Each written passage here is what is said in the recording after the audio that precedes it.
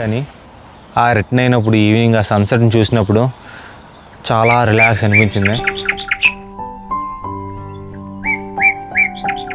ఒక ప్లేస్ దగ్గర ఒక స్కూల్ దగ్గర ఆగాం. అక్కడ పిల్లలు మీట్ అయిన తర్వాత వాలీబాల్ ఆడాం, క్రికెట్ ఆడాం, వాళ్ళతో టైం స్పెండ్ చేసాం. అది మా లైఫ్లో the best memory.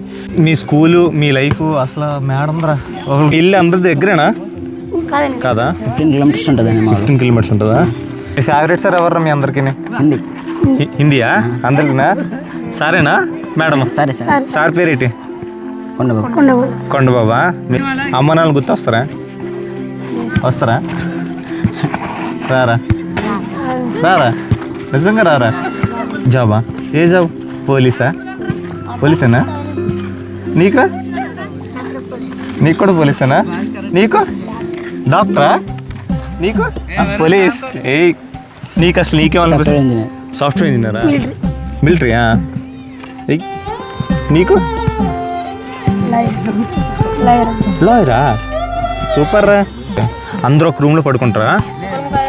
A class ఆ క్లాస్. సినిమాలు చూస్తారా మీరు? చూస్తారా? సినిమాలు అందరూ చూస్తారా? ట్రావెల్ చేయడం అంటే లైక్ వెళ్ళి ఆ ప్లేస్ చూసుకొని వచ్చేసేవాళ్ళం. ఈసారి మాత్రం పీపుల్ అందరినీ మీట్ అయిన తర్వాత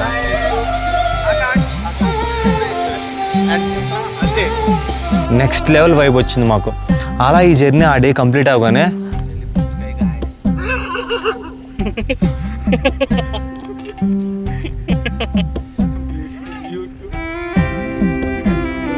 గ్రాడ్యుయేషన్ అయ్యి 2 years అవుతుంది.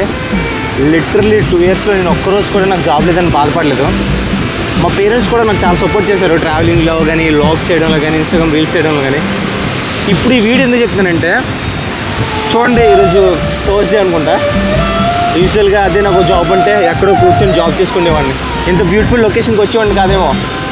ఈ లొకేషన్కి నేను ఒక్కనే రాలే, నా బెస్ట్ ఫ్రెండ్ అజయ్ కూడా వచ్చాడు. వాడు నేను లైఫ్లో ఇప్పుడు వచ్చి ఏం సాధించలే, కానీ మా లైఫ్ అంతా మేము ఏదో సాధిస్తున్న డ్రీమ్స్ ఉన్నాయి చూసారా, ఆ డ్రీమ్స్ ప్రతిదీ ఫుల్ఫిల్ అయ్యేలాగే చేస్తున్నాం.